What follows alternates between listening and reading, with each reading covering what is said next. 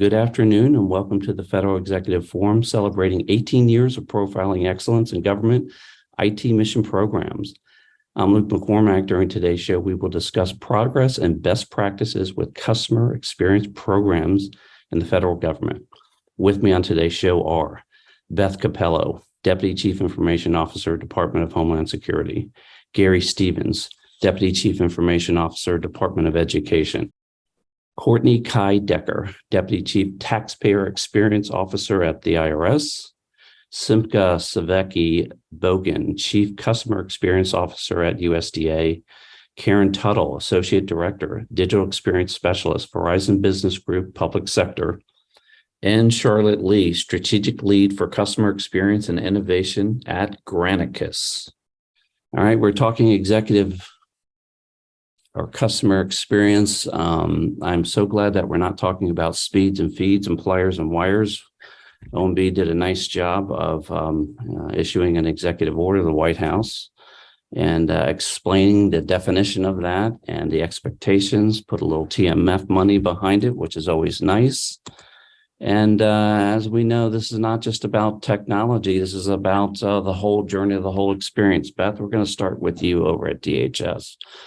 I have heard that you all have one of the largest sort of footprints as far as customer interaction across the various operational ecosystems. Why don't you give us a state of the state of where you are on this customer experience journey at DHS?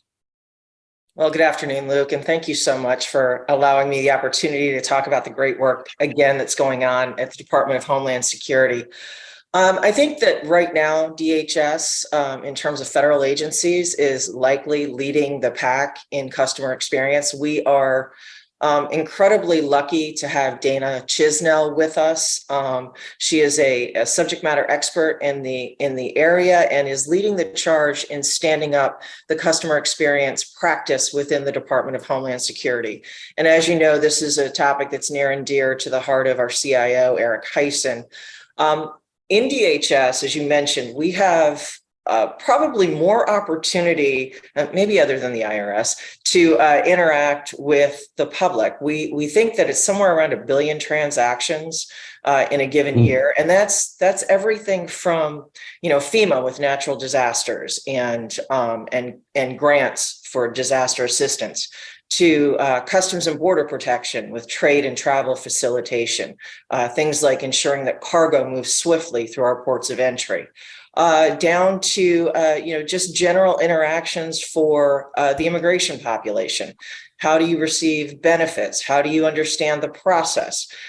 So we have many, many opportunities to get this right. And I think that we are making substantial progress.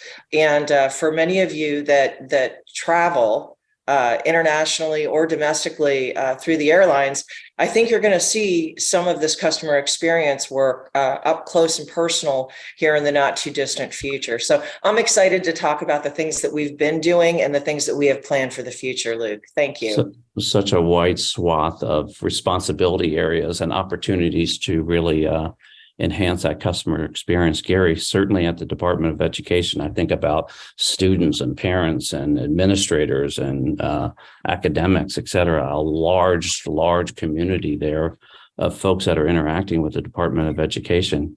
Give us the state of where you all are these days. Absolutely. So we're real excited about a multitude of the efforts that we have underway here at the department, championed by our CIO, Luis Lopez. And we're looking at it really starting at the baseline, where we're both looking at the customers internal to Ed as well as the customers external to Ed.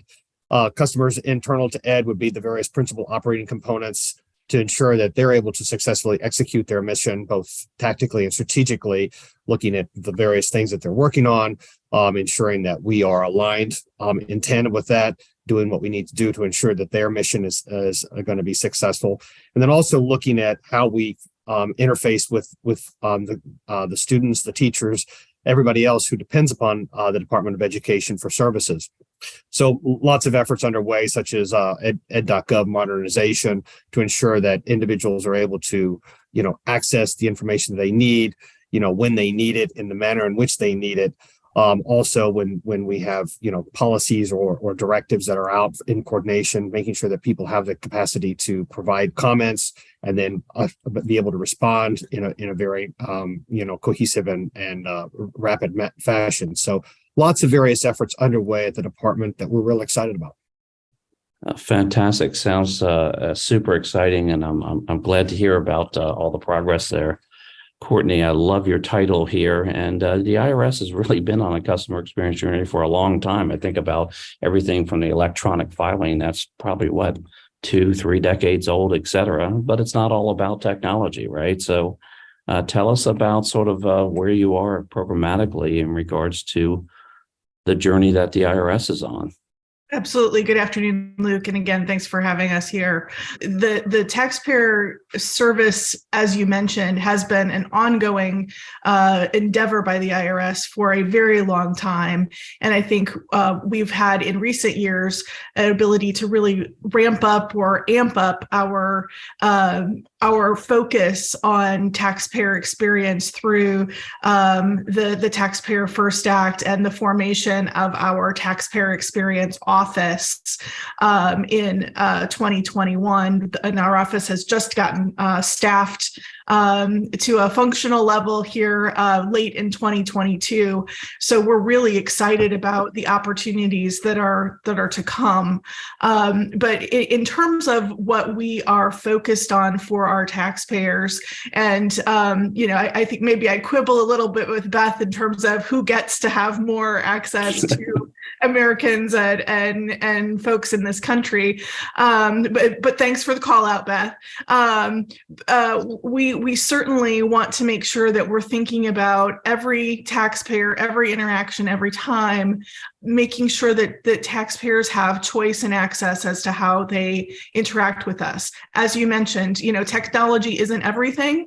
It's a lot, but it's not everything. So when someone calls on the phone, they need to have excellent service. When someone interacts with us, starting on the internet through either our website or our online accounts, they need to be able to transition easily through the various channels that we have. So that choice and access is really kind of a guiding principle for us as we think about the tools that we're endeavoring to offer in the future and the service that we really want to provide. Absolutely. And that omni-channel type of situation, so important. And then stitch it together. If I'm talking on the phone and then I get kicked over to somebody else, I don't want to have to sort of repeat all that. I think you all have done a great job of that. And we'll talk about CX superiority at some point about who's the biggest and the baddest. Not that really matters. Gary, you actually raised a good point about defining customers, external customers, internal customers. And Simca, I wanted to one, just allow everyone to appreciate the size and scope of USDA is just massive, right?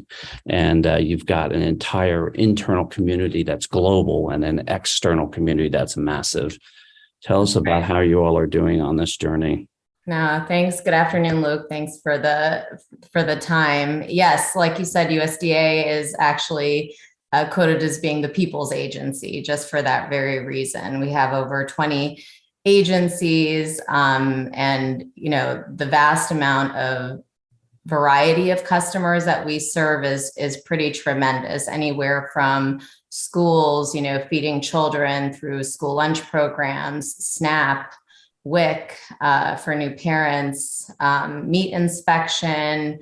You'll witness animal plant health inspection, when you're in the airports as well.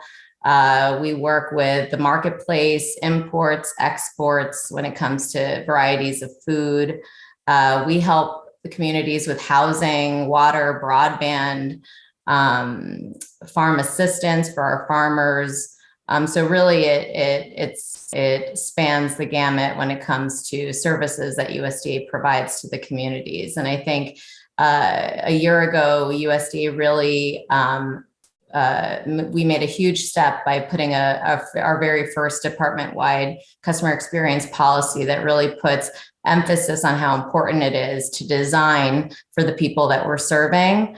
really focusing on the journey that they're taking, and putting that in the forefront of how we're designing. And like somebody said earlier, while technology plays a huge role, we want to make sure that we're listening to those needs up front and really designing before we build things for our communities or the services that we're providing. So yes, it's a tremendous amount of work, but it's really energizing. It's really fun. And everybody in the whole of USDA is really for the people when it comes to delivering those services.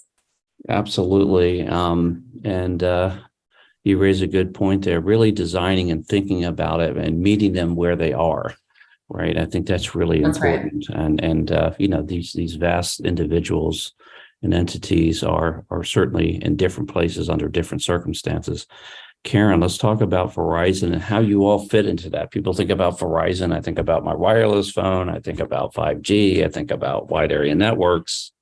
Tell us about the digital experiences that Verizon brings to the table to help these agencies out and enhancing their customer experience. Yeah, thanks, Luke. It's interesting. When we approach federal customers, we take a lot of learnings from our own customer experience. Verizon Wireless has over 100 million subscribers. That's a lot of people to need to service on a constant basis. And so we have really developed internally a customer-centric focused culture. And it's really based on 3 concepts: make it work, make it simple, and make it memorable. And that really involves employee experience as much as it does customer experience, because if the employees are not able to make their experience good, they can't properly service the customers. So it's kind of the focus on both sides from a tools, process, and culture. And so we bring a lot of those learnings when we're talking with our federal customers, because the business outcomes at the end of the day are very similar. It's volumes of people, it's getting the right information to the right people, allowing them to get their tasks accomplished, and all of those things. And so as we experiment and master different techniques for addressing customer experience, it's very effective to come and bring those learnings to our federal customers. It's a very good point, and making it simple and making it a sort of an elegant experience. I recall one time we were developing a radio and we were so proud of it, and we get it out into the field and then forgot to realize that a lot of times these operators have gloves on, right? And as soon as they tried to use it, it was a terrible experience. So good catch there. Charlotte, tell us about how your organization fits into the ecosystem, what exactly it does, and then how you're helping these agencies on their journeys. Hi, Luke. Thank you so much for having me. It's great to sit among luminaries and colleagues, and it's great to see all of you here. At Granicus, my role is to reflect and amplify our expertise, to tell our story on our less appreciated perspective on the government customer experience. Not many people have heard of Granicus, but we have an entire suite of citizen engagement tools. But perhaps you've heard of GovDelivery at the federal level. And GovDelivery was the first government email and communication platform to be FedRAMPed. And so many of you, if you open up your inbox, many of our listeners probably have some email communication or SMS from a GovDelivery partner or agency who uses it. In doing and being the first FedRAMP platform, we have now accrued about 300 million unique subscribers. People have opted in for communication from the government.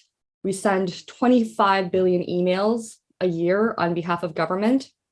And I think the impact to share is very clear. Government can have measurable success in program awareness and adoption by digging into who and how they're communicating. By not putting communication at the center of CX, I think we perpetuate problems with program awareness and adoption. So right now we're using our expertise in engagement and enrollment for supporting customer-facing programs, internal change management objectives, and even recruitment. I think our perspective is to share the customer journey doesn't start at login, it starts at awareness.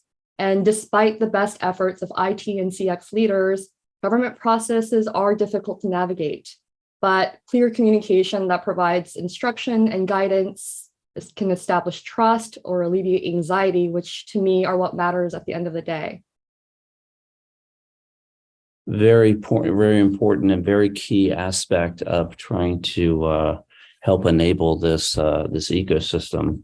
We're going to start with specific programs. I'm going to start with you, Courtney, at IRS. I had an opportunity to listen to your presumably incoming commissioner there, and a lot of the questioning there during the testimony was all about just the straight up interaction with the IRS, with the filers, the businesses, the individuals, et cetera, et cetera. I know there's a lot of work going on, a lot of focus in this area, but give us an example of a specific program you'd like to highlight. My favorite program to highlight at right now is our work in online account. This is a tool that is evolving every day.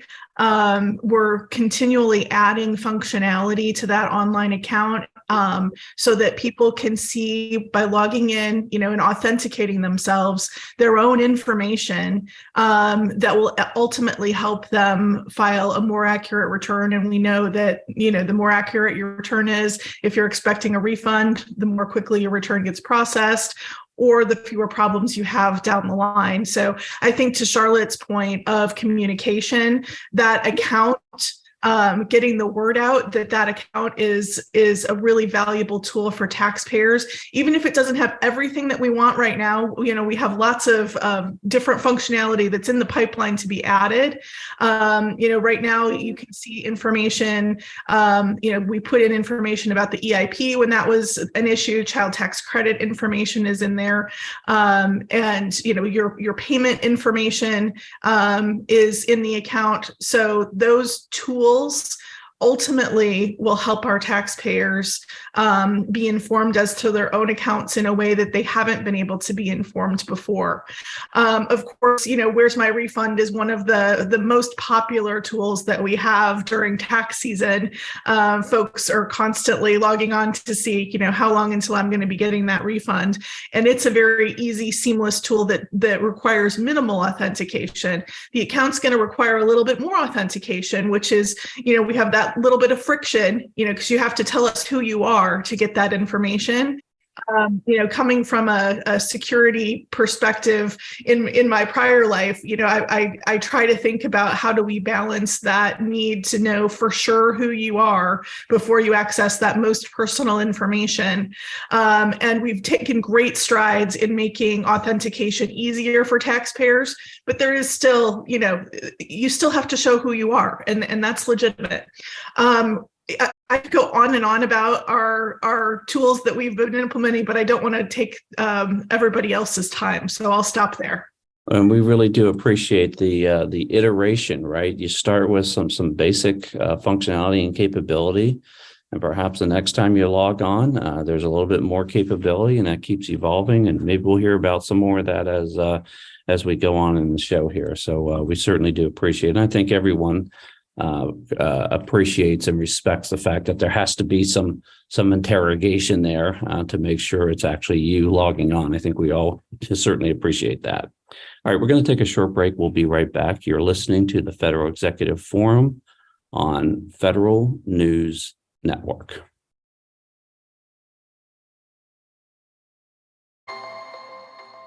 Welcome back to the Federal Executive Forum on Federal News Network. We are talking about customer experience. Finally, we are talking about customer experience. And I want to throw it over to you, Karen. We're talking about specific programs that you'd like to highlight. Tell us about one. Yeah, absolutely. So during the pandemic, many government agencies experienced just crazy call volumes, and they'd never seen that before. At the same time, they needed to move employees to remote locations. With one particular customer, we discovered that anytime there was announcements of federal aid, that would just stir up a ton of questions from the public and just flood their call centers. So they spent some time updating website information. However, that does take some time, and the calls would continue to come in. So we were able to quickly develop a natural language chatbot on the voice channel that could handle frequently asked questions to particular, policies or new things that were announcements coming out. And that was able to reduce the load on the human agents needing to answer the calls. And this particular customer was able to increase the number of calls they were able to answer by 30%. And that was all just due to the deflection of the more common FAQs being able to be handled by the bots. Very interesting. It just always amazed me at how much weight we were stacking on that infrastructure almost overnight, and how brilliantly all of you responded to that. It's just absolutely incredible. And again, enhance that customer's experience, that's for sure. Gary, how about over at your organization in regards to a specific program that you'd like to highlight for us? Yeah, what I'd like to highlight is what was done in conjunction with the debt relief effort, consistent with the presidential mandate and Right. Secretary Cardona's priorities. And this was predominantly handled by Federal Student Aid and that team over there. But I got to tell you, there was a phenomenal effort on their part in order to basically deploy a capability for 25 million students to be able to enter their data so that they could be factored into the debt relief effort.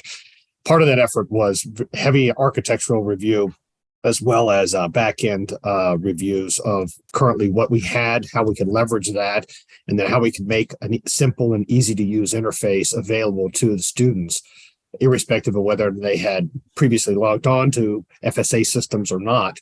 But we wanted to make sure that any student who was eligible had the capacity to do so. So, there was a simple interface that was done, and then it would allow for, in fact, it could be done within about 2 minutes based on the student entering their specific data.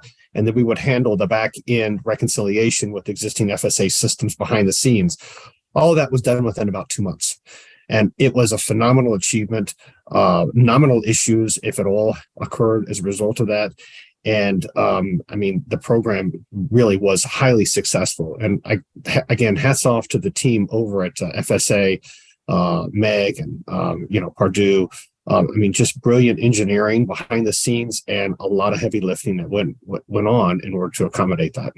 In a very short amount of time to come up with a very elegant experience. So we certainly really appreciate that. Absolutely. Charlotte, how about at Granicus? Can you give us an example of a program that you'd like to highlight that perhaps you've been able to partner with one of these agencies and help them enhance our experience? Right. Granicus is at 5,500 state, local, and federal agencies. So we have a huge install base. Wow, that's a big number. It is. It's a huge number. A lot of people, encounter it without really knowing that. I think when people think about communications or strategic comms in government, they often think about newsletters. At best, maybe an update, maybe an occasional email here and there. But for us, strategic communication is a method of helping programs go from awareness to adoption. And sometimes that awareness and adoption makes more sense in our private lives, right? When we, take off from the middle of a form and we get a reminder email, things like that. So I think we can get the conversation further along when we think about, how email and SMS kind of forward along in our private lives. But in government, we have a program that we're really proud of that we did with the U.S. Department of Labor. It's called the Higher Vets Medallion Program. And at the moment, they didn't have a big advertising budget or to get billboard or television spots. So they had to rely on organic growth. And this program was a reimburse or a cost recovery model, right? Which a lot of agencies are familiar with. Like they have to make this money back from the program itself. So how does strategic communications and, a program like that work together is that we organically grow an audience. We segment, target, and personalize people who may be interested. And the outcome was 127% growth in accepted applicants for the Higher Vets Medallion program, 58% increase in program revenue and applications for year 2 and 3. 232 repeat applicants, and many of them 3 times repeat applicants. So to us, communication, creating that engagement and relationship is the measurable trust we're talking about. And it's the measurable impact we're talking about when we say comms and CX are tied together. Very good catch there and very good stitch. And I love the hardcore metrics, by the way. I think everyone can certainly appreciate that. Beth, you teased us with this TSA airport experience. You want to give us an example of a program that I'm sure there's many that you'd like to highlight that sort of explains the essence and elegance of the customer experience. So I'm going to start with DHS OCIO because we're leading with the rollout of our burden reduction initiative. That resulted in commitments from our component agencies to reduce hours of burden by May 30th, and we have exceeded our 20 million hour goal. Across the components, as I mentioned, we've got a number of hugely successful CX initiatives. The Transportation Security Administration, as I mentioned, is implementing mobile driver's licenses and partnering with airlines to offer touchless access from curb to gate.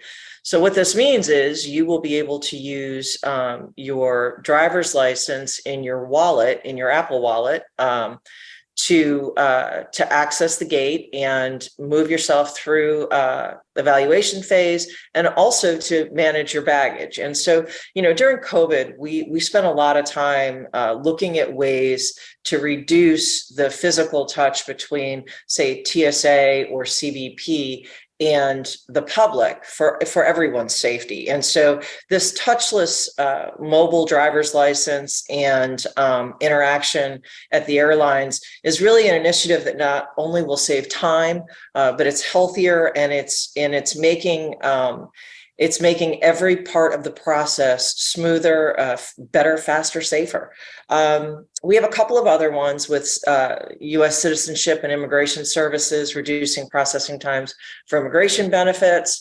As I mentioned, Customs and Border Protection with streamlining vessel entry and clearance at seaports.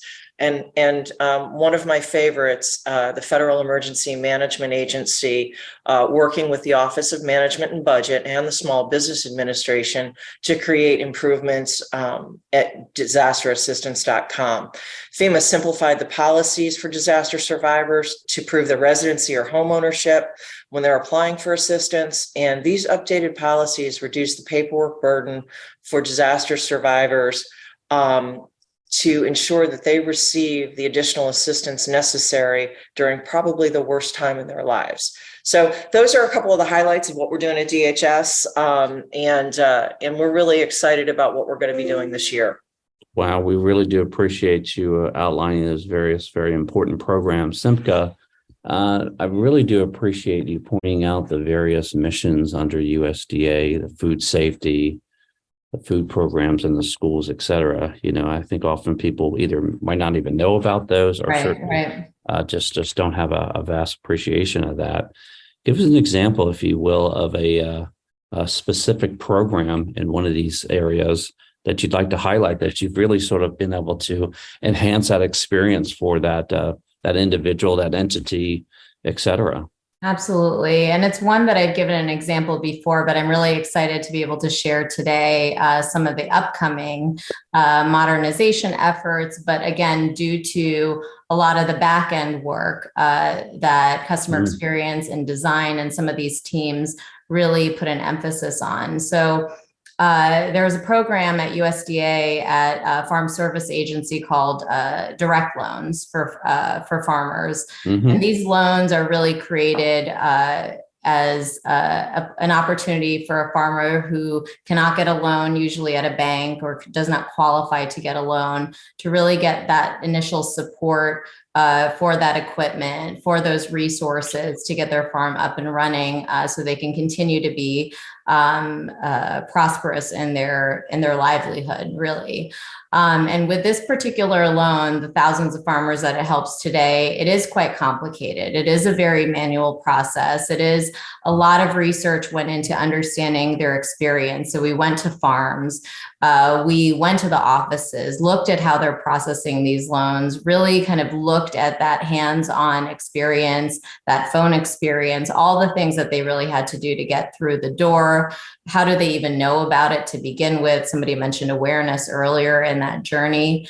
And in all of that research, all of that data is still being used today in some of the design that they're doing to improve that direct loan process. So one of the projects that the team has worked on very recently is reducing the burden even in the application process. We looked at the application, took it apart, looked at how we can simplify the content of it, looked at how we could simplify the length of it. So it actually went now from 29 pages of an application all the way down to 13 pages, which is the tremendous, almost half of the size of this form. And that, along with some other electronic capabilities and fillable forms, are going to be released in March 1st of 2023. So really around the corner in terms of an improvement that's directly going to impact these needed farm services. Some other ones upcoming as well is, as simple as it sounds, even to make a payment online. And those kinds of opportunities are now going to be seen also in 2023. So we're just excited to kind of start to see these features come into fruition, and really, again, using a lot of that human-centered perspective in our design so that we're properly meeting those needs accordingly. Right. And cutting the form length in half and meeting those farmers where they are. I love it. I love the idea of getting out there on the ground, putting yourself in their shoes and working through that experience. Well, we're going to start talking about priorities. Gary, I'm going to start with you. There's always a lot of them, but we'd love to focus on the top 2 or 3. In regards to what's the focus this year in regards to priorities? Yeah, I would say that the focus, as I mentioned earlier, that we have both an inward and outward focus. So let's talk inward. Which is a great catch, that there's internal customers, there's external customers. Absolutely. So from an internal perspective, our predominant focus is really to have direct engagement with the various assistant secretaries or principal operating component directors to ensure that we are understanding specifically what they want to do, both tactically and strategically, and then where our priorities are aligned with theirs, where we can massage those, manage those, alter those, so that we are in lockstep with what they need to do, and then where there are disconnects, begin to raise those through the governance bodies to ensure that we are getting in front of those and then managing expectations accordingly. So if there are shortfalls, what do we do about those shortfalls? Can we accommodate those shortfalls? Or if not, then let's raise the visibility at the leadership levels that there is a shortfall in this particular area. What do we collectively do about it? So we are both meeting individually with the POC leadership, as well as once that occurs, then we're going to have routine follow-ups as well, because we've also realized that we've got a lot of metrics. We rely upon those metrics to do a lot of various things. But at the end of the day, you can say that you have 99% uptime, but it really doesn't matter if the individual can't log onto their system for that particular day. So, I think it's been easy for, various organizations to rely upon those metrics and say, well, hey, everything seems to be fine because that's what my metrics are telling me. But when you actually engage the customer, sometimes you realize that that's not actually the case. And so we're trying to get in front of that, use metrics where they make sense to use them, but actually have that direct engagement so that we are aligned 100%.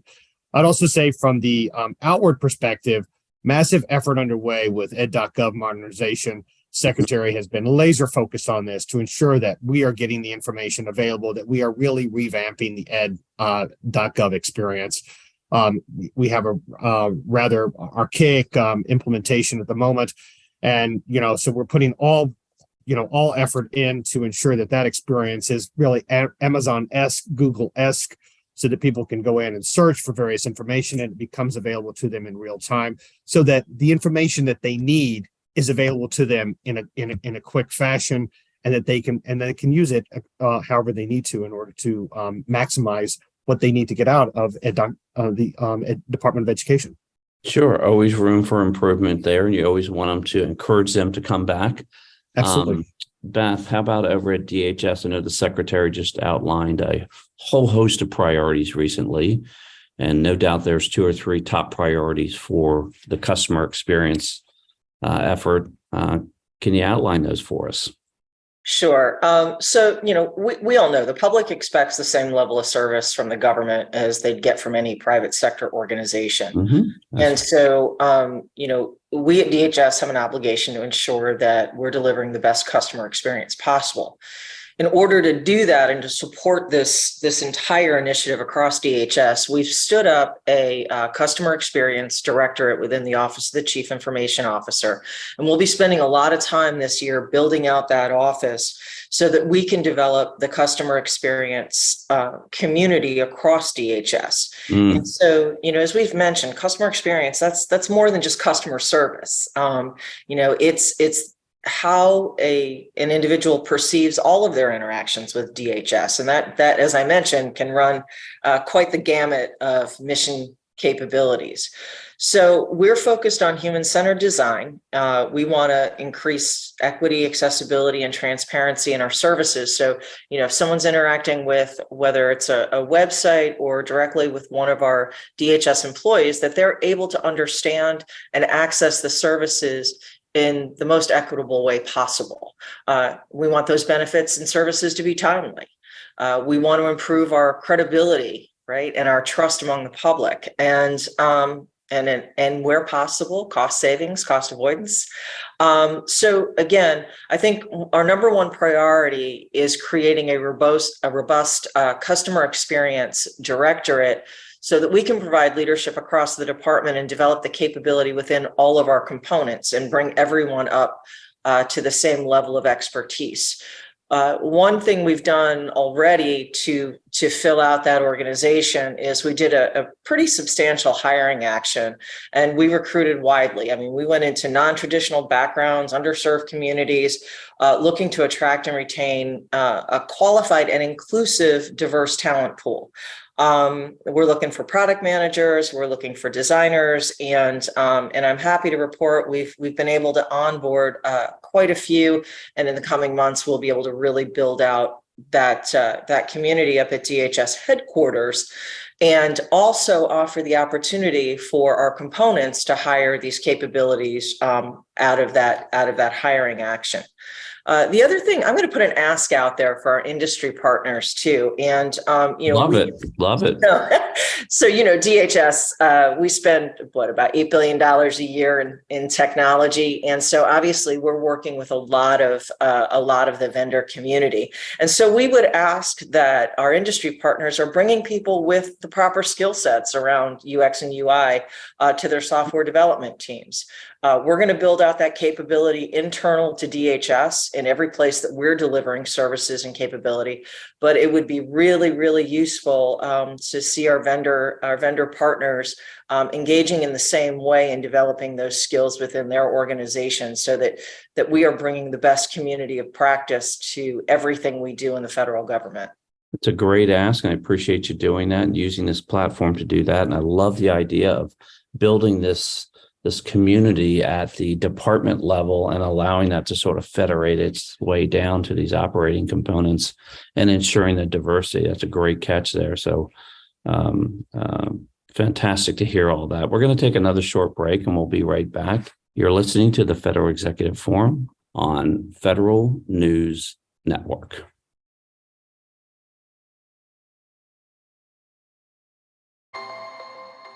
Welcome back to the Federal Executive Forum on Federal News Network. We're talking about customer experience. Specifically, we are talking about priorities. I'm going to throw it over to you, Charlotte. And if you could outline the priorities that you're focused on right now to help these agencies at Granicus. Right.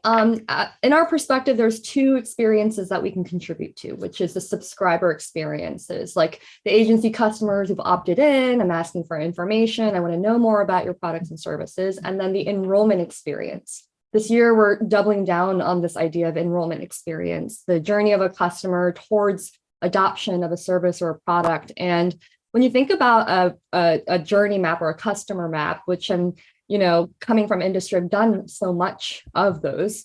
The most tangible parts that can be fixed in terms of pain points of alleviating lots of stressors during a stressful life event is communication, right? So we call it signage in the journey.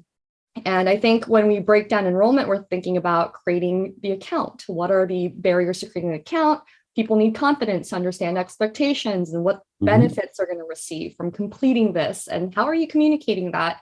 We're talking about login. We need a compelling message on why they should give you their information, right? Clearly outlines sense of urgency, benefits. And I think that, the error proneness, designing for that. We're talking about starting the application. The lack of urgency or incentive to be proactive is maybe one of the reasons they're not even starting the application, right? So it can appear confusing and complex. So can we do something to mitigate those feelings so that they even begin the journey, right? And then we're talking about navigating the requirements, which I love talking about, which is, if something becomes very complex, you can unstuck them quite a bit by saying, you left off here, or we see that you may need help at this stop and juncture. Can you send them a proactive communication saying, hey, remind me, I'm reminding you that your application is due and you left off here. Right. So these are things that truly make a tangible difference in the customer journey. And having done CX work at, the House of Representatives, it can become esoteric quite often when you do CX, but it can be very tangible because we appreciate that so much in our private lives when we receive a text message from the school saying the bus is going to be late, which is, a huge relief. Right. And then, lastly, we're talking about gathering documents and information. Can you make that clear with document or communication and alleviating confusion? So, getting from awareness to submission, then enrollment, I think is something that can be broken apart and that we're prioritizing, figuring out and presenting to our customers in the coming year. And we certainly really appreciate it. Courtney, I know there's a lot of priorities over there that you're focused on. Give us your top priorities there for top 1 or 2 priorities that you're focused on at IRS these days. Oh, I have to limit it to 1 or 2. Oh no. So as I said earlier, choice and access are is the guiding principle that we think about. So expanding service in that online account, in offering chat bots and other tools, callbacks that help relieve some of that pressure on the phone so that folks can get the answers that they need in a timely fashion in the way they want them. Those are huge priorities in terms of choice. In terms of access, we're really working hard to get in touch with the communities that have traditionally been underserved in, the diversity, equity, inclusion area, trying to make sure that those things that have been barriers to folks trusting our agency and engaging in a way that allows them to be compliant or to get the benefits that they need, because IRS is now a deliverer of benefits and has been for quite some time. So we have to have those 2 focuses as we're moving forward with understanding our taxpayer community. And that's a really exciting part of our work is, really reaching out directly to those taxpayer communities and getting a better understanding. So as we've talked about here, making sure that the experience is embedded at the beginning of a process and ensuring that we've thought about those different personas as we walk through our processes and making it a seamless experience for everyone. I love the focus on the diversity, which comes in all shapes and sizes, and just as sort of diversity for the ability to access is a good catch there. So I appreciate that. Karen, top priority for Verizon this year. Thank you. Yeah, and this is really more towards how we are reacting to our federal customers. Sure. I think the latter half of last year and coming into this year, we're really seeing customers getting out of kind of this reactionary mode of fighting what they need to do for the pandemic and really starting to strategically look at their longer term CX goals. And you can see it from the panelists here today, right? Where it's like chief, customer experience officer, innovation officer, which means the business really wants to control the design of the customer experience.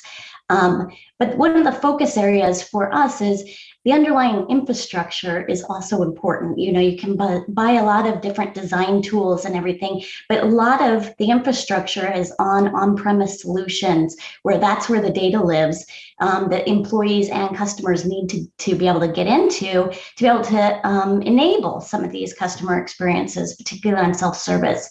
So helping our federal customers guide through that on-premise to potentially cloud, and how do we make sure that it's still in a secure environment, where, you know, adhering to the FedRAMPs or IL certifications that are needed is a big wave in the future for us. And then really connecting the right above the network tools and processes to be able to connect customer experience, employee experience, and maintain it being insecure. Fantastic. Simca, you're sort of at the helm there of a very large agency, a lot of moving parts in regards to customer experience. Talk to us about the sort of top two priorities that you have the ecosystem over there focused on this year. Absolutely. At the department, one of our top priorities is actually something that was an executive order signed by the president in December of 21, which was all around customer experience. And a lot of the emphasis was on agencies across government focusing on their high impact services, meaning what are those high touch, high volume services that your agencies provide, and let's focus on customer experience, improving trust, reducing burden on those particular programs. So USDA was actually tasked with one of the largest amount of high impact services, as you can imagine, anywhere from our Forest Service, our permitting service, which, you know, millions of folks touch a year.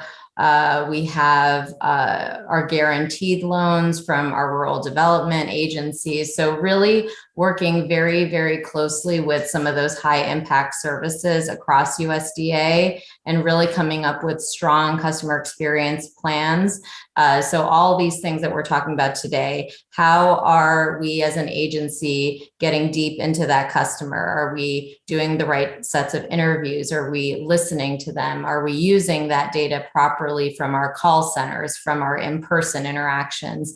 And really pulling that together to properly design something and then test it out, you know, before we're spending a tremendous amount of money to create something new for them. So that's one very, very large task that as a department, customer experience office, we have this ability to be able to partner with all of these different high impact services at USDA. Another priority that we have that we're working really close to expanding is our Voice of the Customer program. And this is a very more tactical, more data-driven way of an operation of customer experience, where we're really focused on what are we listening to what they're saying? Are we taking that feedback? When should we listen? Should we listen in the beginning? Should we listen, you know, while they're interacting with our service? Should we listen after? And then really taking some accountability to using a lot of that feedback into how we're designing, into how we're improving those services for them. So these are two very distinct major opportunities for USDA to take a handle on. We really do appreciate that, particularly the high impact, high touch, high volume. The White House really did an excellent job of outlining that executive order, explaining that, defining it, instructing these agencies such as yours and others on the call here. And again, I think also providing some money through the TMF there. All right, we only have a few more moments, and we're going to talk about the future, sort of fast forward 2 or 3 years. Charlotte, I'm going to start with you. What does it look like 2 to 3 years from now? What's the demand signal you're getting from that customer base that you talked about at Granicus and are preparing for? What do you see 2 to 3 years from now? I think I'm going to talk about this. I recently read a book called Educated by Tara Westover, and it was a memoir about this woman's journey from homeschooling to Cambridge PhD, right? But as I was hearing that, I could not stop listening to all the government services that she had to encounter along the way. And I think it, from student loans to her parents refusing healthcare, the conspiracy theories, and not being on an electric grid, not having birth certificates, right? Like that was all a very much part of this. And I don't think she intended it to be an anthology of government services, but it was. And so when I was reading that, I was thinking about that this is a phenomenal testament to a system that is difficult, but not impossible, life-saving and critical, right? And I think so, our vision for the future is that we have a government who leans into the possibilities of effective and empathetic communication. And I think from my time at Granicus, I've come to appreciate something that I couldn't because I came from an IT modernization perspective. So moving from systems to thinking, hey, in CX, we say that the measure of CX is trust, but trust is built with transparency, and transparency ultimately is meaningful communication. So to see, my colleagues in action at all levels of government, we're looking forward to engaging with them on how to deliver immediate, measurable, and tangible impact of increased communication. And we're looking forward to it as well. We appreciate that. Karen, 2 to 3 years from now, what's it going to look like from your perspective in regard to enabling these capability and services for these agencies? I think that the biggest thing is getting the connection between data and analytics, because understanding what's actually happening in the agencies allows you to prioritize and be able to implement projects that actually affect the customer experience. A customer experience is not kind of a set it and forget it. It's an ever evolving, always optimizing type of area. So I see that the dispersed systems that exist in most agencies in the federal government, being able to be connected, being able to see what's going on across these large organizations, and being able to make better decisions, both financially and prioritizing projects that then ultimately optimize that customer experience. Really do appreciate that, and love the stitch together those two entities. Simca, once again, you pointed out some very important things. If I'm a farmer out there in Iowa, 2 to 3 years from now, what do you want that experience to look like? What do you expect that experience to be? I was thinking about this question, and I think I would boil it down to kind of 3 words. I think I would want that for every interaction that a member of the public or a partner has with USDA, that it would always be simplistic, that it would always be delightful, and that it would always be surprising. And by surprising, I just mean that, it's something that you, I think, as a member of the public, anticipate it to be really difficult, but you're surprised by how easy it is to interact with. And I would hope that more and more government services, especially the ones that are in the critical times of need, like financial assistance, disaster, some of these really important moments in people's lives, would be surprising and simplistic and delightful. I love that. And I love that sort of North Star there. That's fantastic. It's a good way to outline that. Courtney, how about at the IRS? 3 years from now, I'm logging on to my account. I can do some stuff today. What am I going to be able to do in 3 years? Well, we hope that there will be much more functionality in terms of self-service, because we know that that's what taxpayers want, but also, a complete suite of choices for taxpayers to get the information that they need.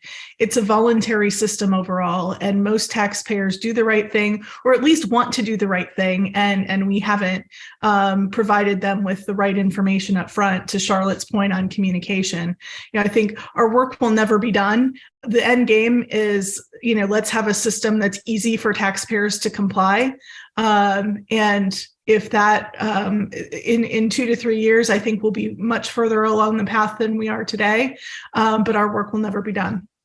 Sure. And I would imagine that your ability to sort of bake those into the ecosystem, I think, as Beth describes, will be much more mature at that point as well. Absolutely. So, and we really do appreciate that. Gary, you outlined this as well in regards to those various interactions and some of the we'll call it underlying capability to enable those. 2 to 3 years. what do you think? Where will you be at that point? Where will the Department of Education be in regards to that capability? There was a concept a while back, and I don't remember what who basically stated it, but there was a concept of the wow factor. I like the concept also from Simca of the delightful experience. I think that's really what we have to do is what is that modernized infrastructure that we can bring to bear, Amazon-esque, Google-esque experience that people really expect. I mean, in this day and age, they expect the digital experience to be equivalent to those types of, leading edge capabilities there. And so, but I think it's really founded in an intensive understanding of the customer and their requirements. What do we need to do from an access standpoint? What do we need to do to really embrace that change that's required? And then ensure that we are consistent with the diversity, inclusion, and equity related requirements, and then ensuring that it's secure. And so I think really as we look down the 2 to 3 year path, what we can do to provide that wow factor, I think is really where we're laser focused on. Yeah, I think that wow factor does have a little bit of an element of the surprise factor that I think Simca brought up, right? And that the delightment, right? That I'm logging onto this environment. Wow, what a surprise. This has been a fantastic experience. So I really love that idea, that concept. It's just so elegant and so simple, Beth. I know that there's a whirlwind of activity going over there that you've outlined here. What do you want it to look like 2 to 3 years from now? Perhaps whether it's the traveler going through the airport or the person in need on their sort of worst days. You described it in FEMA trying to get goods and services. So I'm going to take the delight and the wow and the surprise a step further. I want it to be expected. I want interacting with government services to be like telephone service, right? You pick up the handset now I'm showing my age, and the dial tone is there and it's easy and it's ubiquitous. And so I want us to get to a level of maturity where everything we do in government services is thinking about the customer first, making it efficient, effective, secure, but that it's not a surprise that I interact with a government service and it does exactly what it's supposed to do in the easiest way possible. Now that may not be a 2 to 3 year goal. That may be longer term to really get customer experience built into our culture. In the same way as I mentioned cybersecurity, over the last couple of decades now, everybody talks about cybersecurity. My grandmother, right? And phishing schemes and scams in email. I would like customer experience on the positive side of things to be so ingrained in our culture and the way that we look at conducting our business that it's just expected. It's what we do. And that it's not special or unique or different that I go to a website and I get what I need on the first try without it being difficult. I want us to be that good. And so that's my vision for the future, to where that anybody that interacts with federal government services gets the exact experience they ought to have, and it doesn't feel unique. That's a great outline. It's a great expectation, and quite frankly, it's going to be up to leaders like yourselves on this session to push that forward and paint that future and plow that path, if you will, and demand that capability and the outreach to the partner and vendor community as well, and to bring them along and set that expectation. So we really do appreciate it. I want to thank all of you for taking the time out of your busy schedules to be with us on this program. I'd like to thank the sponsors here for supporting us on this show. I'd like to thank the good people here at Federal News Network that make this program so successful and enjoyable. And most of all, I'd like to thank you, the listening audience out there that tune in every month. You've been listening to the Federal Executive Forum, part of the Federal News Network.